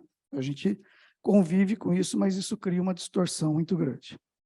E nos trouxe essa curva exatamente invertida do ano passado. Então, no ano passado, a gente começa com o etanol no patamar mais baixo e atinge o pico, e as usinas fazem a mudança da mesma forma que fizeram desse ano. Então, são mudanças radicais. Só que do ano passado foi mercado. Não teve nenhum fator externo, nenhum agente, simplesmente o mercado deu uma oportunidade melhor para o etanol, a gente vinha fabricando muito açúcar, o mercado percebeu que estava curto, a gente foi e produziu. Só que, de novo, a gente produziu um pouco mais do que devia. Aí a entre-safra pagou a conta. Você vê a curva invertendo na entre-safra. Agora a gente está diante desse cenário em que a gente atingiu o bottom aí do preço a 2,62 em setembro. Uma expectativa, esses preços prevêem uma retomada dos impostos a partir de janeiro. É um cenário que a gente está trabalhando. Se não acontecer, nós vamos ficar com 2,99 até março. Então, esse que é o cenário. Se houver a recomposição, e as usinas estão apostando nisso, muitas usinas estão estocando na expectativa de ter o fim da desoneração dos tributos e você ter um preço melhor. Se não acontecer, ninguém vai morrer, né? As usinas estão capitalizadas, venderam todo o açúcar, tem o seu álcool anidro como uma fonte de receita, CBIOS. Essa é a aposta de um grupo que tem capacidade financeira para carregar um pouco mais de estoque lá na frente. A curva de gasolina foi artificial, né? Você saiu de 6,90 para 4,70 de média, e Se os tributos voltam, ela retorna para um outro patamar e o etanol segue essa linha, né? E aqui a participação do ciclo Otto, do etanol, a gente foi andando devagar e estocando o produto, a gente precisa aumentar para 31% a partir de janeiro, fevereiro e março. Então, é nisso que as usinas estão apostando, em que a gente vai ter mais preço, mas eu também tenho mais produto lá na frente. Então, talvez eu tenha que ceder um pouquinho mais para o consumidor, para ele tomar esse etanol. Mas faz parte do jogo, né? Essa é a regra do jogo. Por isso que não vai sobrar estoques, porque basta um ajuste de preço que o mercado toma todo o etanol que precisa. E a situação não é tão ruim, por isso que eu sou otimista. Reparem que até setembro, ou seja, a metade da safra, a média de saída diária de etanol combustível no mercado interno, 66 mil metros cúbicos dia, né? Então, no começo da safra, a gente estava com preço bom, não estava tão preocupado com a demanda. Estou vendendo um preço bom. A gasolina caiu, nós tivemos que correr atrás. O consumidor, é óbvio, massacrado por informações, foi abastecer com gasolina, a gente ficou para trás. E agora, de outubro para frente, para dar conta daquilo que a gente vai produzir, moendo os 540, precisamos escoar 71 mil metros cúbicos dia. Não é um número absurdo, e o último número que a Única publicou agora nessa semana, a primeira quinzena de outubro, foi 74 mil metros cúbicos dia. Ou seja, manter nessa média, a gente liquida os estoques e vamos entrar para a próxima safra, né? Então, o resumo desta safra. Safra passada, tivemos o hidratado, preço médio 3,74. Esse ano projetado 3,34. A gente está perdendo, aqui está apagado, 40 centavos, né? 40 centavos, que é o tamanho do crédito tributário que o governo vai dar para a gente de agosto a dezembro, né? Então, você vê que é essa compensação, mas lembrando que o 40 é só por esse período, não, quando você dilui pela safra toda, ele se reduz à metade, né? Então, a gente está tendo uma perda, sim, significativa. E lembrando que outro detalhe é que o crédito tributário não forma preço do Consecana. Então, a gente penaliza a cana também e, por sua vez, penaliza a competição da cana com outras culturas. Então, crédito tributário não é solução. A gente quer mercado, né? Então, aí todos os indicadores, a nossa participação no ciclo Otto aumenta esse ano, foi 25, passa para 27, e a paridade, que foi 71, a gente tem que entregar um pouco menos de paridade, porque tem mais produto para ser comercializado, né? Num ano em que o preço médio do petróleo na nossa safra cresce 29%, tanto o Brent e o WTI, e a gasolina 41%. A gasolina Arbob subiu 41%, e a gasolina em reais 34%. Então, você vê, era um ano para a gente estar dando risada sozinho, né?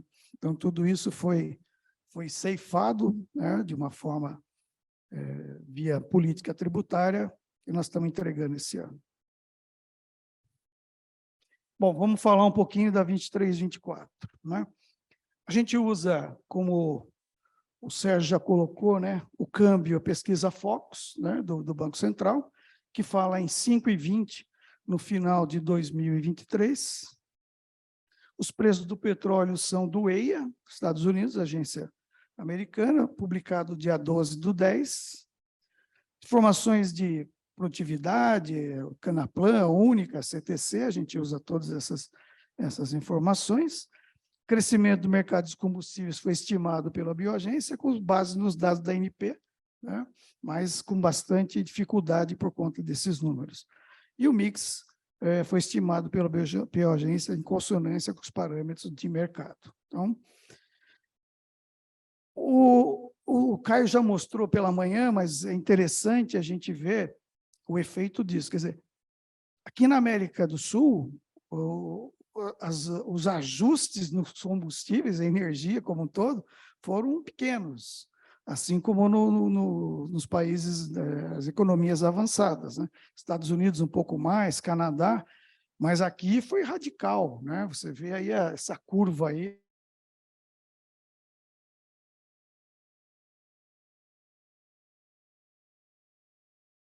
Na safra de maior custo, porque todos os custos de fertilizantes, diesel, a própria mão de obra desaguaram nessa safra. A gente vai ter um alívio na próxima.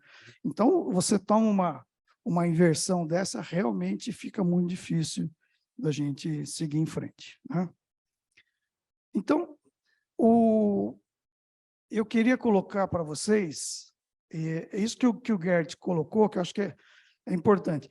Eu peguei a média do fechamento da próxima safra de ontem, né? Então, olhando as telas do ano que vem, 16,90 é a média do VHP para a safra 23, 24. Tá? Isso equivale a R$ 3,17 bruto na usina, o hidratado, que dá um líquido de R$ 2,87, tirando os impostos na tributação de hoje, que, por sua vez, representa um etanol na bomba de 3,85, com uma paridade de 70%, uma gasolina na bomba de 5,50, que é uma gasolina FOB na refinaria de R$ 4,00, né? Com frete marítimo de 15 centavos por galão, agora a gente transformar em galão.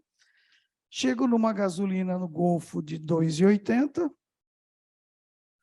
prêmio de refino $20, né? Mais ou menos é a média do prêmio de refino, ou seja, eu preciso de um WTI de $97 para ser equivalente ao açúcar que a gente tem hoje.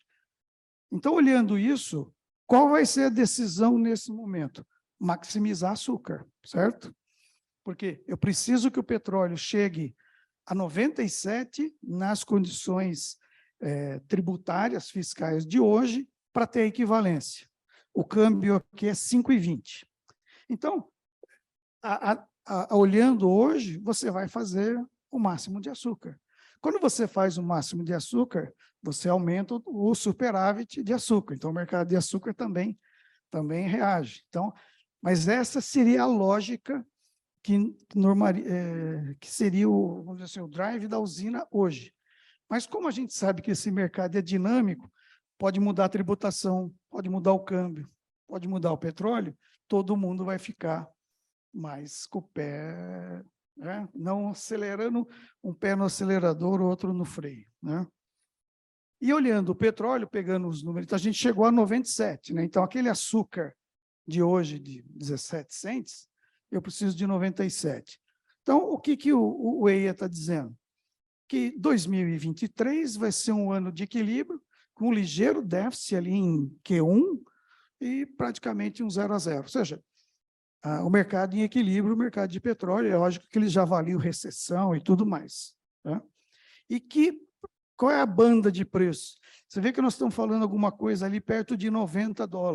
Tá? Preço médio ali para 2023 de $90. Então, está longe longe não, está com uma distância pequena da equivalência de açúcar. Quer dizer, o mercado com uma volatilidade desse tamanho, não dá para você apostar. Então, a gente imagina que isso vai ser um fator bastante determinante. E, mais uma vez, se o mercado funcionasse, em junho, a gasolina em reais atingiu 5,29, né? Foi o pico do preço do petróleo. E a Petrobras segurou o preço da refinaria 3,90, como a gente sabe, trocou o presidente. Então, tudo isso aqui é perda que o setor teve, né? A gente, além de não ter tido o preço da gasolina na bomba referente a isso, fica muito claro isso, depois os preços caíram, né? E a Petrobras aí sim ajustou. E junto, quer dizer, o problema da gasolina cara foi o preço da gasolina na refinaria. A gente atacou o tributo. Então, nós fomos lá, como a gente não pode mexer no preço internacional, a gente atacou o tributo. Acontece que, fato seguinte, a gasolina voltou, como mostra aqui. E aí você conjugou as duas coisas. Quer dizer, além de reduzir o tributo, reduziu o preço da refinaria, reduziu o preço na bomba, o etanol teve que buscar um novo ponto de equilíbrio. E lembrando que no ano passado, com o preço da refinaria em outubro ali de R$ 3,50, a gente vendeu etanol a R$ 4,70. Então, para vocês terem uma ideia da magnitude dessa mudança. Não foi trivial, né? E ela perdura para 2023, porque a gente cria essa incerteza. Qual vai ser o tributo? Né? Foi a pergunta do Andy, e acho que ninguém sabe, né? Outro ponto importante dentro das nossas projeções, quer dizer, o que aconteceu esse ano? Tudo, né? Além de uma guerra, o prêmio de refino abateu $52, onde a média histórica é $20, né? Ou seja, quanto que o mercado paga para refinar um barril de petróleo. A gente viu 52, foram medidas excepcionais, né? Então, os países tomaram medidas pequenas para conter essa excepcionalidade que se mostrou passageira, né? $52 de prêmio de refino do barril é um negócio que realmente não faz muito sentido. Tanto é que voltou e agora está em torno desses $20 aí de novo, né? Então, a projeção para 2023 do WTI, que é a linha azul, você vê que ela está estável desde março, em torno de $88 para 2023. Então, é esse o nosso cenário, né? Então, tudo indica, não somos especialistas em petróleo, acho que é um mercado bastante complexo, pouca gente realmente conhece as nuances desse mercado de petróleo, mas a gente está usando esses $82. E fazendo a conta inversa, né? Então, agora, com $82 o barril, prêmio de 20, a gasolina no Golfo 2,57, gasolina na refinaria 3,68, 5,16 na bomba, 3,60, 2,93 é o preço da gasolina, do etanol com impostos para 2023, 2,65 bruto, né? Então, ele é menor que aquele preço que a gente viu do açúcar. Então, se o petróleo fica no 88, a gente vai ter 2,93, né? Agora, com a desoneração, né, sem a desoneração, o mesmo raciocínio. Ou seja, você vê que o mesmo preço de petróleo, o mesmo preço de refino, nos leva a 3,50 de preço. É uma diferença significativa, né? Então, esses são os dois cenários possíveis para 2023. O cenário de 3,50 ele é mais compatível com aquele de açúcar de 17. Né? Então, o que acontece? Havendo o fim da desoneração, o mercado de açúcar vai subir um pouquinho, ele vai buscar exatamente esse preço de... Então, você vê que ele está bem no meio hoje entre o preço com desoneração e sem desoneração. Exatamente porque todos os agentes estão vendo o que vai acontecer com o Brasil. O Brasil se torna peça-chave nesse processo. Então, a razão pela qual as usinas realmente vão ser muito cautelosas, né? Então, pegando aqui o gráfico que o Sérgio colocou, aí eu acho que vem uma boa notícia para a gente. Se vocês olharem onde está verde mais escuro, são os grandes consumidores de açúcar. São os países para os quais nós exportamos o nosso VHP, principalmente, que é Sudeste Asiático, China e África. Então, isso realmente dá um alento no sentido de que o mercado de açúcar, apesar da recessão na Europa, ou de crescimento baixo nas outras regiões, essa região se torna bem atrativa. A gente fez uma projeção aqui, sem olhar os números do Caio, a gente falou 575, 5 milhões. Como diz o Nilceu, se eu emprestar mais ou emprestar menos para a safra anterior, já matou essa diferença. Então, não é isso que é relevante. E dois cenários. O que é o primeiro cenário? Se eu mantiver o mix deste ano, né, que foi 44,6, eu faço 34,5, ou, se eu for para o máximo, que eu já consegui fazer, 36,500. Nós estamos falando de 2 milhões de toneladas a mais. 2 milhões, quer dizer, o mercado já está esperando 36 do Brasil, né? Porque naquele número que a gente viu, a lógica seria fabricar o máximo de açúcar. Agora, se eu recuo para 2 milhões de toneladas, eu começo a mexer naquele superávit, né? Começo a mexer, então o Brasil é peça-chave também nesse processo. Então, com 36 milhões ou 34, a diferença é que eu vou ter mais etanol, né? O etanol de milho a gente está projetando 6 milhões, nós vamos ter ou 32,3 de etanol ou 31,1. Né? Estou falando de 1.200.000 a mais de etanol ou a menos, dependendo do mercado. Mercado para escoar esse etanol, sem problema nenhum, basta que a gasolina seja competitiva, né? Que a gasolina esteja num patamar. Se a gasolina estiver num patamar menor, a gente vai fabricar mais açúcar até o limite que eu eventualmente derrube o preço do açúcar e vá buscar a paridade do etanol. Então, a gente tem esse range possível para o próximo ano. Outro ponto importantíssimo é nós estamos sendo conservador na demanda do ciclo Otto, mas de 2008 até 2014, quando a gente entrou na recessão do governo Dilma, nós crescemos 55% em 6 anos. Né? Então, o mercado de combustível vinha numa crescente. De lá para cá, a gente pegou uma estagnação do mercado de combustível. Então, a projeção para 2023, que é 53.933, é exatamente igual à de 2014. Então, você vê o tamanho da demanda represada que a gente tem. Né? É uma coisa que também pode nos surpreender. O Caio fez essa pergunta. A gente pode surpreender. Né? À medida que o país vai voltando ao eixo, vai voltando a economia, recuperando, a gente pode também ter isso tudo mexe com o mercado internacional, mas a gente está sendo bastante conservador. Né? E aqui, para a gente projetar a 23, existe uma clara correlação entre quanto de etanol eu fabrico, mas em relação ao ciclo Otto. Né? Então, você pega na 18, 19, eu fabriquei uma quantidade tal de etanol que eu tinha 33% do mercado de etanol, ou seja, minha participação é 33. Com 33, eu tive que fazer o quê? Ir para 64 de paridade, ou seja, eu tenho que dar para o consumidor uma vantagem para ele consumir aquele etanol. Né? No ano seguinte, né, a gente subiu um pouquinho, né, o share, deu uma ajustadinha, depois eu caio, quando eu caio, eu aumento a minha paridade, e 21, 22, que foi o ano que a gente fabricou menos etanol, eu fui para 25. O que aconteceu? Eu trabalhei com 75 de paridade, ou seja, eu tirei do mercado um pouco mais, né? Porque eu tinha menos produto. Em 22, a gente aumentou um pouquinho a oferta, fomos para 27, o mercado falou, então, 27 eu te dou 72. Né? Então, é assim que a gente projeta. Nos dois cenários, no cenário que eu faço menos açúcar, eu tenho 32 de share, eu vou ter que reduzir a paridade para 69. Ou, vou fazer muito açúcar e vou ter 29 e vou trabalhar com 71. Então, é essa forma como a gente faz as nossas projeções. Né?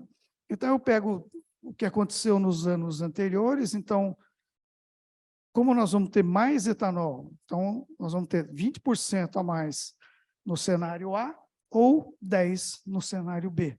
Né? Consequentemente, vamos ter menos gasolina e o nosso share vai para 32 ou 29, dependendo da paridade. Então, com a gasolina de 5,100, eu vou ter 2,82 ou 2,89. Então, está dado o range para esse cenário, né? Um pouco mais de açúcar, um pouco menos de açúcar.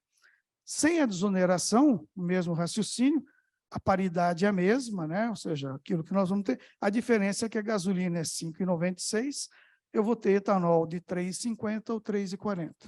Então, são essas as possibilidades que a gente tem para 2023. E isso muda o cenário de açúcar. Né? Esse cenário, etanol é melhor do que açúcar. Então, o mix vai ser o quê? Mais alcooleiro. Né? Agora, está definido tudo isso? Não. Então, aqui é só um resumo disso tudo. Mas, enfim, é isso, pessoal. Acho que essa é a mensagem que eu queria deixar para vocês. Muito obrigado.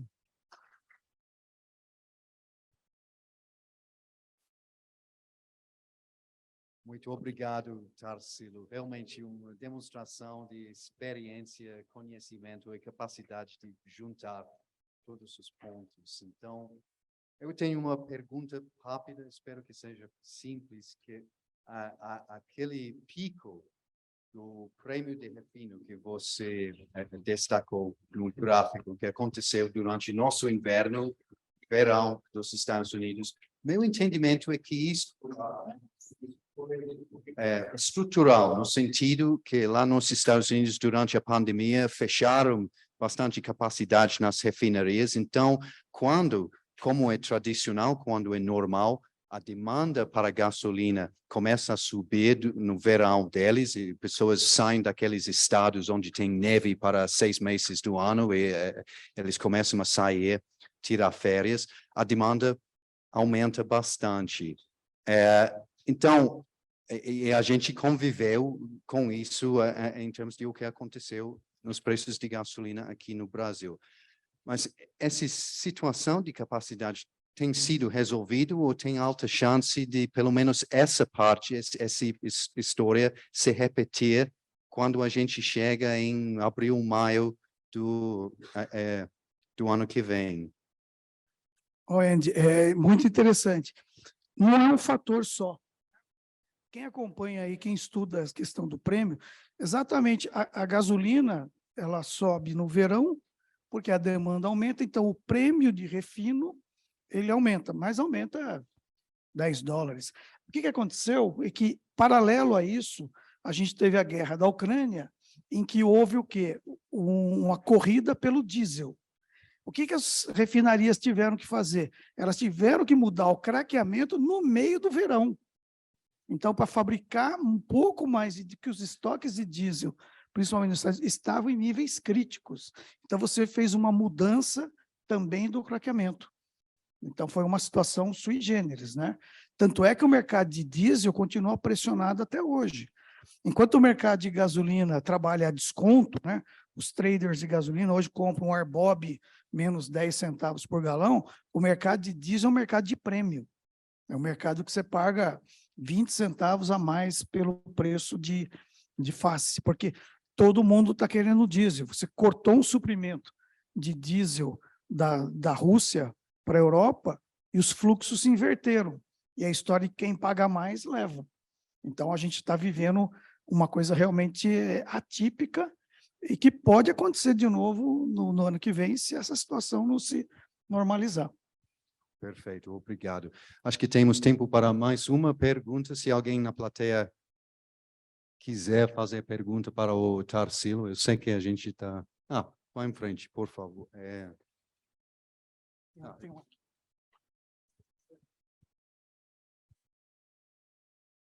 Oi, boa tarde. Meu nome é Jean, sou da LDC. Eu fiquei em dúvida ali, você mostrou o HydroShare indo a 30% ali no Q1, né? Isso significa que a gente teria uma paridade de bomba indo a 68, 69? Com 30? Você está falando a paridade, o share para projetado ou desse ano? Eu não lembro. Projetado. À medida que eu aumento o share, eu tenho que trabalhar níveis de paridade menor. Ela é inversamente proporcional. Né? Então, se eu tenho muito produto, né, e eu tenho que avançar no ciclo Otto, eu tenho que trabalhar com paridade. Não sei se eu te respondi. Sim. E acho que o segundo ponto da dúvida é o que levaria a um share de hidratado de 30% no Q1. Então, vamos imaginar num cenário em que eu faço menos açúcar, que é aquele cenário. Então, eu vou fazer mais etanol, e se o ciclo Otto cresce pouco, que é a perspectiva para o ano que vem, nesse cenário ele cresce 1%. Né? Então, a minha participação do share do etanol, ela aumenta proporcionalmente. Imagine que no ano que vem, o ciclo Otto cresça 3%. Mesmo eu crescendo o etanol, eu não vou... o meu share vai ser menor, o meu crescimento é menor, porque o ciclo Otto como um todo cresceu. Então, se o ciclo Otto cresce pouco e o etanol cresce muito, então qual é a perspectiva? O ano que vem, ciclo Otto cresce 1% e a oferta de etanol cresce 8%. Por que ela cresce 8%? Porque eu saio de 540 de cana para 575. Eu consigo virar todo esse delta cana em açúcar? Não. Uma parte dele vira aumento de etanol e você tem o incremento do etanol de milho, que ele sai de 4.400 para 6 milhões. Então, isso tudo aumenta a minha oferta de etanol na safra 23-24, comparado com a 22-23.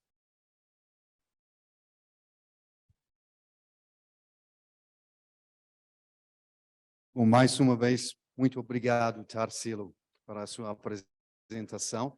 Para terminar, o Caio me pediu passar rapidamente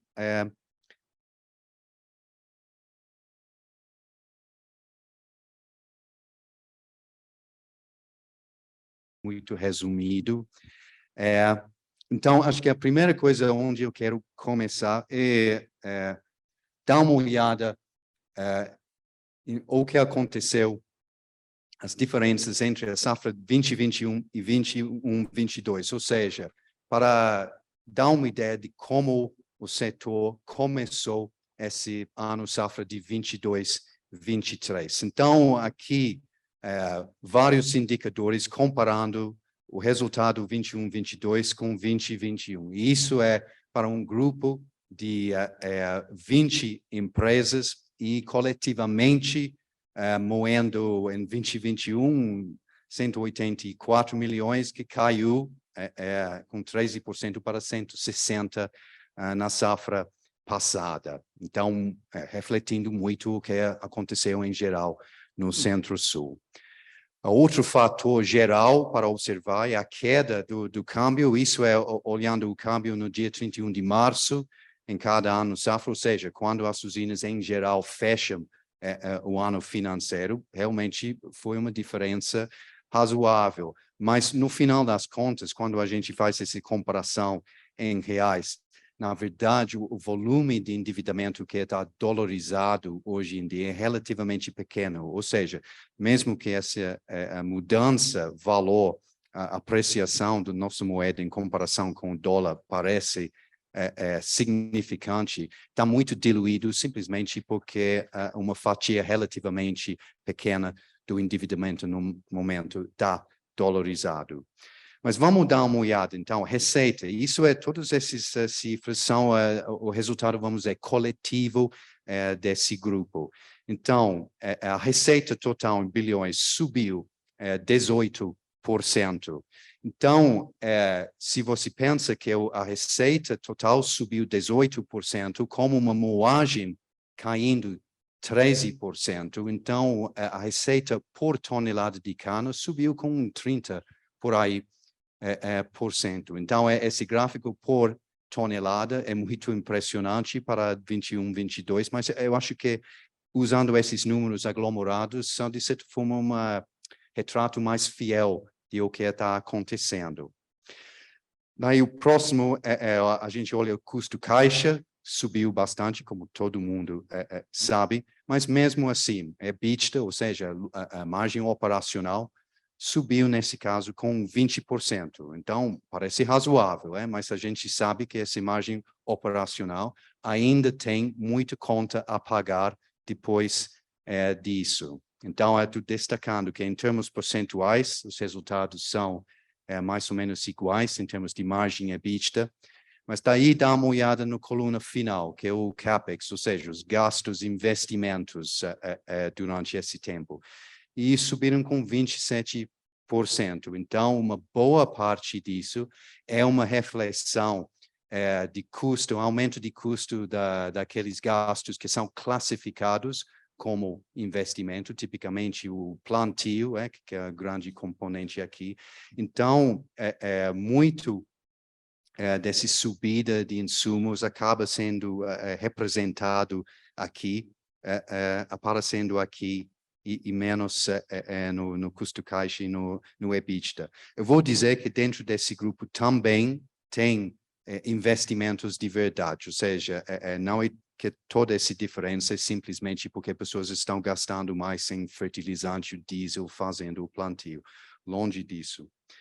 Mas, bom, então, qual a consequência aqui? Estou tentando resumir em 3 gráficos. Primeiro, vocês já estão bem familiares com a trajetória de moagem ao longo dos últimos 5, 6 safras para esse grupo de empresas. Então, seguindo uma tendência, crescimento de mais ou menos 3% por ano em termos de moagem, e daí, boom, caiu, como a gente viu, com 13%.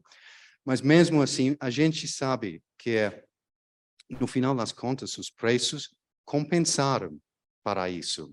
Então, quando você olha o segundo gráfico, como eu mostrei no último slide, a EBITDA, ou seja, a margem operacional subiu, aquelas barras em amarelo. E a alavancagem, que é basicamente a dívida líquida dividido pela EBITDA, caiu abaixo de 1. Então, realmente, isso é um nível de alavancagem muito, muito baixo. E, por final, esse último gráfico no lado direito mostra a trajetória de dívida bruta, caixa e dívida líquida. E desculpa, nossa, eu não traduzi isso em português, então desculpa, que outra apresentação com o elemento de inglês aqui. Mas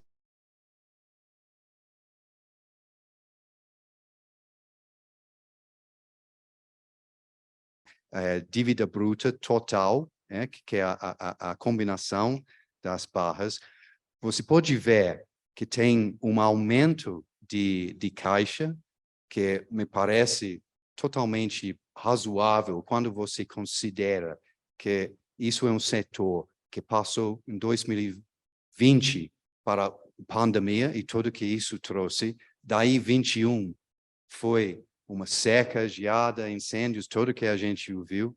E daí, entrando em 22, como todo mundo sabia, ano de eleição e todas as incertezas associadas com isso. Então, colchão faz todo sentido.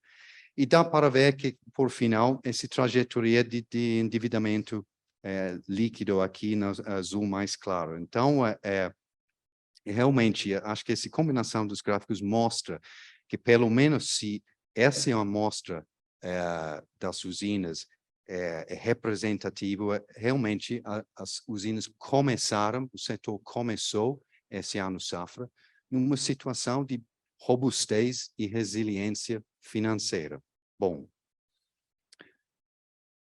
agora, vamos falar brevemente de o que a gente poderia pesar para 2022-23.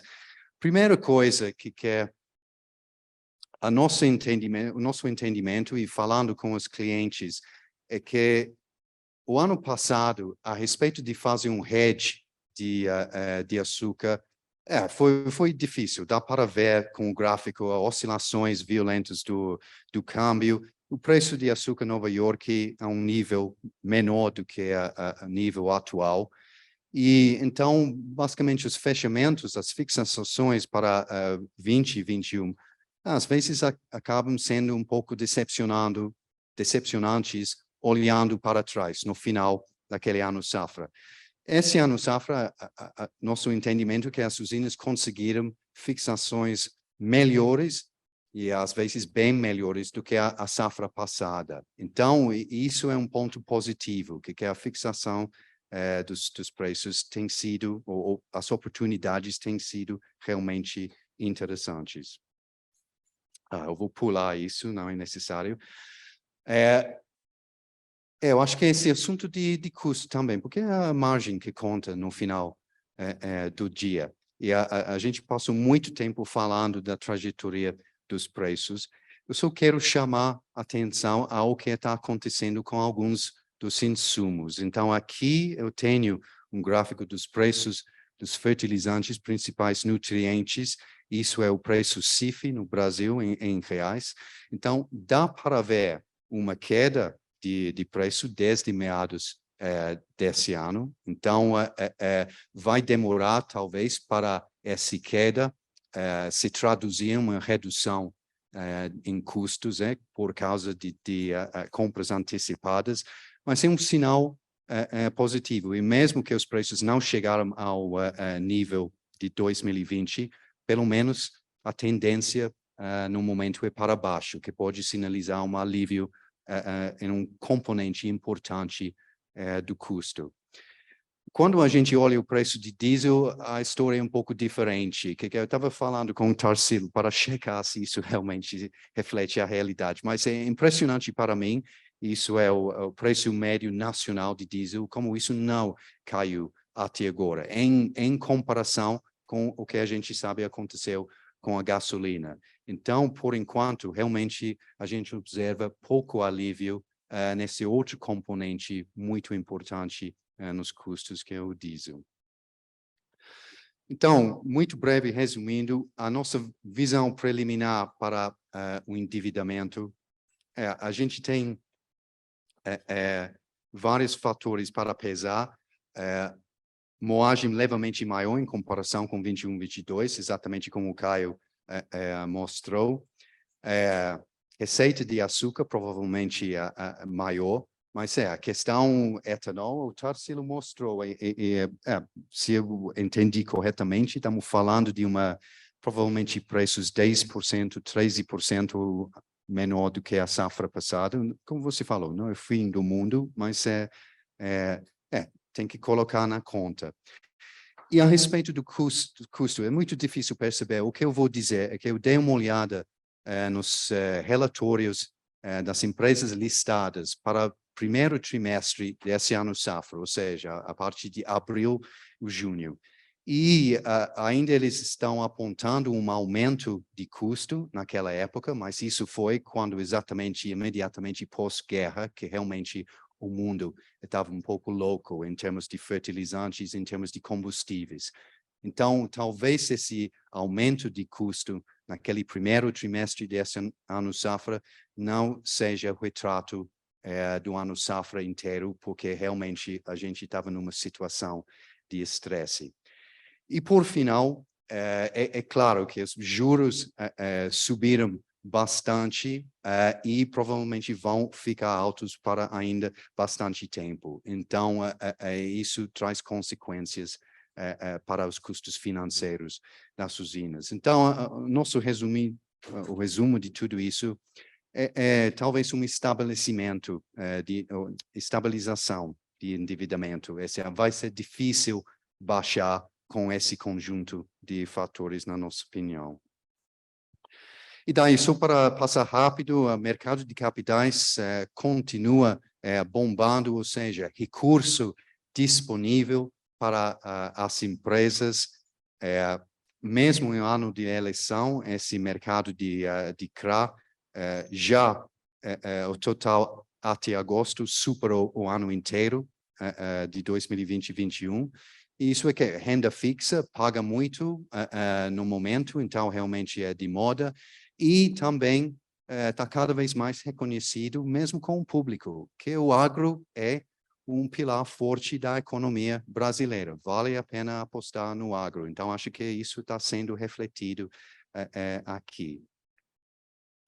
Bom, fusões, aquisições, pouca coisa durante 2022. Talvez tem mais tem papo, mas eu sei, eu não posso falar nada, eu sei nada de o que está no ar no momento, mas talvez tem mais uma coisa, quem sabe.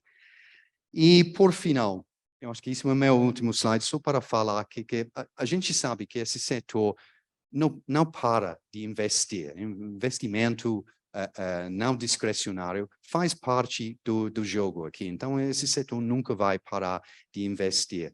Mas quando você pensa daqueles investimentos, aqueles projetos que vão além de simplesmente a manutenção ou recuperação de canavial, eu quero destacar aqui o que a gente está percebendo em termos de tendências. É que, para nós, fora da recuperação de canavial, que foi amplamente discutido ao longo da manhã, a gente está percebendo muito dinheiro e a situação financeira que eu mostrei sinaliza que as empresas têm dinheiro para investir, buscando projetos.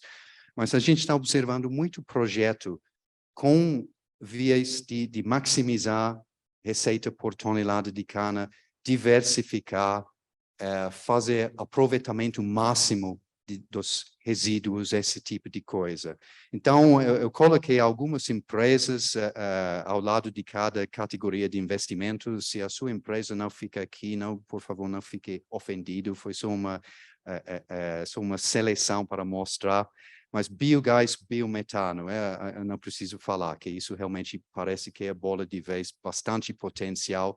E não só para gerar receita, mas também para reduzir a pegada de carbono das empresas. Quando você fala de substituição de diesel, quando você reconhece que tudo que fica como resíduo depois da produção de biometano vai de volta para o campo como biofertilizante, é muito interessante isso, não só do lado da receita, mas também em termos de diminuir custos e diminuir a pegada de carbono. E por isso que eu acho que esse tipo de projeto é muito interessante. Cogeração, etanol de milho, a gente tem exemplos de projetos, mas está surgindo cada vez mais em discussões. Quando a gente pergunta o que você está olhando, qual tipo de projeto você está olhando. E etanol de milho cada vez mais está surgindo como uma das possibilidades que está sendo avaliado. Irrigação e AgTech, de novo, assunto da manhã. E também, para terminar, etanol de segunda geração, para tanto tempo, the next big thing, desde 2005, the next big thing. Mas agora a gente está observando que a Raízen investindo fortemente com projetos, nova capacidade. Então, isso é realmente interessante e mostrando que além desses investimentos que são de natureza talvez mais tradicional, mas você tem realmente inovação acontecendo e novas fronteiras sendo exploradas. Bom, isso é o que eu trouxe. Muito obrigado pela sua paciência. A gente estourou bem o nosso tempo. Peço desculpas e com isso eu vou salvo de palmas de novo para meus colegas aqui. Eu vou passar o microfone de volta para o Caio.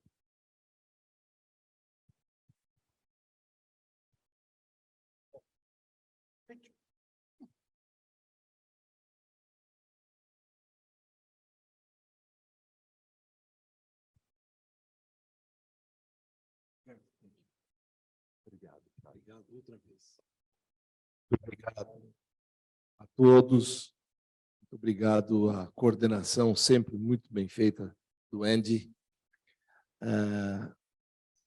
Bom, tivemos um dia intenso. E esse último painel é justamente o fecho de todas as discussões que tivemos. Vocês perceberam que nós temos uma série de cenários que dependem, infelizmente, ainda de caneta. O etanol sofre com a caneta. E vamos ver o que é que vai ser. A tendência que vocês votaram é interessante, de fato, parece que na campanha política ambos os lados, de alguma forma, comentaram que iriam manter esse nível de impostos, mas, enfim, a conferir. Eu quero agradecer a presença de todos até essa hora. O dia foi intenso, uma chuva de dados e de análises para a gente pensar no fim de semana. E, inclusive, treinaram bastante votar aqui para domingo. Eu vou estar junto com vocês rezando, tá bom? Uma boa volta para casa e boa sorte para todos.